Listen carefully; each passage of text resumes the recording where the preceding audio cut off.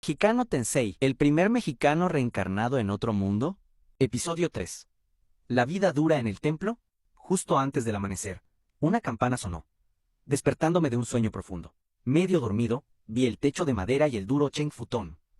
Había despertado en una amplia recámara comunal. Shensha, Katsuro Sensei, ahora compartiría habitación con otros monjes para que pudiera observar y aprender de mis compañeros. Volví a cerrar los ojos, intentando dormir un poco más. Eso fue un error fatal. Unos segundos después, un pie me sacudió el hombro. Cuando abrí los ojos, vi a un monje anciano parado con una expresión severa. Dijo algo en japonés, pero lo pude imaginar solo por el tono de su voz. Arriba, perezoso. Suspirando, me levanté de mala gana, sintiendo el frío aire matutino. Al mirar a mi alrededor, vi que los otros monjes ya estaban doblando cuidadosamente sus pokuna, con una eficiencia casi militar. Mi Sherungo era un desastre arrugado. Intenté doblarlo como ellos, pero no logré que quedara ni la mitad de bien acomodado. Otra pequeña falla. Cuando finalmente logré algo parecido a un rectángulo con mi futón, los demás monjes ya se habían ido. Los seguí apresuradamente por los fríos pasillos de madera, sintiendo la punzada familiar de llegar tarde, de ser el último, el torpe. El entrenamiento de la mañana fue un infierno físico y mental. Mi cuerpo de 45 años en una carcasa de 16, sin acondicionamiento alguno, gritaba en protesta. No estaba acostumbrado a moverme con el estómago vacío, y menos a este nivel. Nos obligaron a correr descalzos sobre el pavimento de piedra helada del templo, hasta que mis pulmones ardían, a barrer meticulosamente los enormes jardines zen con escobas de bambú que se sentían ajenas en mis manos, y a acarrear pesados cubos de madera llenos de agua helada para limpiar los interminables pasillos pulidos. Mis brazos y piernas temblaban por el esfuerzo. El dolor era una constante. Observaba a los otros monjes, algunos incluso más viejos que mi cuerpo anterior, moverse con una gracia económica, sin una palabra de queja, sin una mueca de dolor. ¿Cómo lo hacían? ¿Era solo costumbre, o había algo más? Por fin llegó la hora de desayunar. Arroz blanco, sopa de miso, un trozo de tofu. Sabores limpios, comida nutritiva. Recordé decir, itadakimasu, itadakimasu, aferrándome a las pocas reglas que entendía. Sin embargo, el cansancio era tal, que levantar los palillos se sentía como levantar pesas. Comí despacio, consciente de nuevo de las miradas ocasionales de los otros. ¿Juzgaban mi lentitud, mi falta de apetito? ¿O simplemente ignoraban al intruso? Incluso después de comer, el trabajo continuó sin descanso. Limpiar el pasillo asignado me llevó una eternidad. Mi mente divagaba, mi cuerpo dolía, y la concentración era un lujo esquivo. El monje supervisor, el mismo que me había despertado con el pie, se acercó y señaló con un dedo acusador la suciedad que había pasado por alto. No dijo nada, pero su mirada era suficiente reprimenda.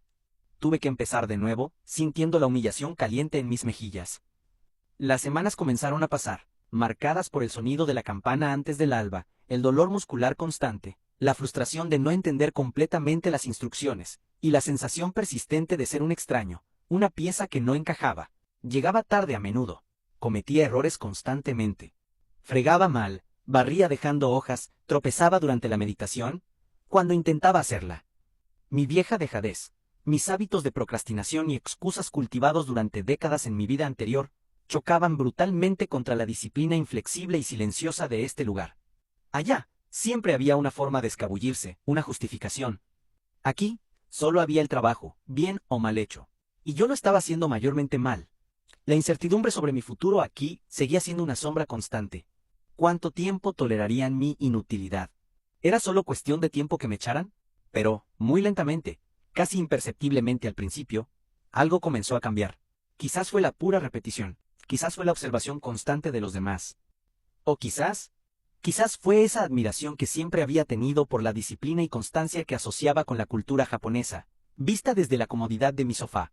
Ahora estaba inmerso en ella, y era brutal, pero ¿no era esto, en el fondo, una oportunidad?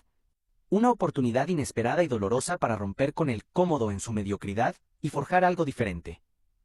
Un impulso extraño, una mezcla de vergüenza por mi pasado y un deseo incipiente de demostrar, ¿a quién? A mí mismo que podía cambiar, empezó a arraigar. Comencé a obligarme a despertarme antes de la campana, aunque mi cuerpo suplicara descanso.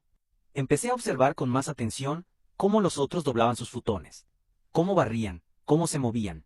La cantidad de errores disminuyó, no por magia, sino por esfuerzo consciente y repetitivo. Empecé a anticipar la siguiente tarea. Aún estaba lejos, muy lejos de ser eficiente, pero la dirección había cambiado. Ya no solo sobrevivía al día, intentaba conquistarlo. Fue durante una de esas tardes, mientras limpiaba herramientas en el cobertizo, que me di cuenta de cuánto tiempo había pasado. Debían ser ya varias semanas, quizás un mes. El sentido del tiempo se había vuelto elástico, medido en ciclos de campana, comidas y tareas. Pero una cosa era innegable y aguda: la nostalgia. Extrañaba mi hogar con una intensidad que dolía físicamente.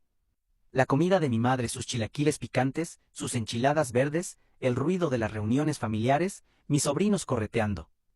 La comida del templo era buena, nutritiva, pero insípida para mi paladar acostumbrado a la explosión de sabores.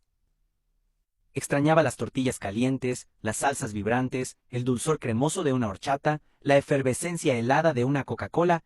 Dios, mataría por una Coca-Cola. Mi japonés también mejoraba, a paso de tortuga.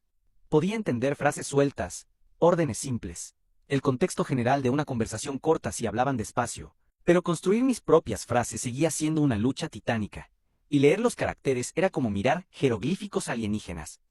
Estaba casi seguro de que este era una especie de Japón antiguo, pero claramente no el de mis libros de historia.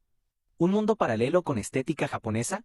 Al menos, no parecía ser uno de esos mundos de fantasía exagerados de los animes. No había visto ni rastro de magia espectacular, nada de bolas de fuego, ni hechizos voladores, y ciertamente nadie me trataba como a un héroe elegido. Lo cual era un alivio monumental. La sola idea de tener que enfrentarme a un rey demonio o salvar a una princesa me daba urticaria. No, gracias. Ya bastante tenía con sobrevivir a la limpieza de letrinas y a los sermones silenciosos de los monjes. Prefería 1000 veces esta realidad dura y mundana a ser un protagonista OP, con un destino glorioso y probablemente mortal. Esa noche, acostado en mi futón, ahora doblado de forma casi decente, el dolor muscular era un recordatorio constante del día. Pero bajo el dolor, había algo más. Una chispa. Quizás la vida aquí no era solo un castigo o una espera incierta. Quizás, solo quizás, era realmente una segunda oportunidad. Una oportunidad brutalmente difícil, pero una oportunidad al fin. El sol comenzaba a ocultarse tras los techos del templo, tiñendo el cielo de tonos naranjas y violetas. Mientras barría el patio, una brisa nocturna trajo consigo un aroma cálido, dulce y reconfortante. Mi mano se detuvo. Ese olor, había algo en él que me resultaba extrañamente familiar.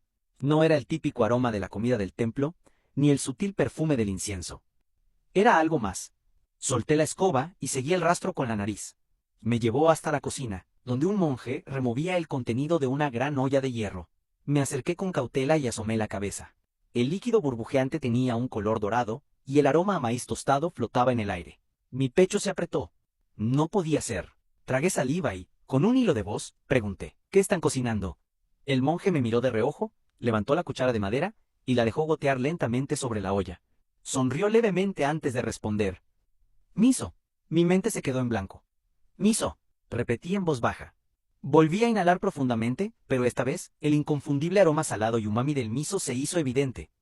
No había maíz, ni tortillas, ni recuerdos de mi hogar. Solo era mi imaginación jugándome una mala pasada. Apreté los labios y retrocedí lentamente, sintiendo una punzada en el pecho. No importa cuánto tiempo pase aquí, México sigue vivo en mi memoria,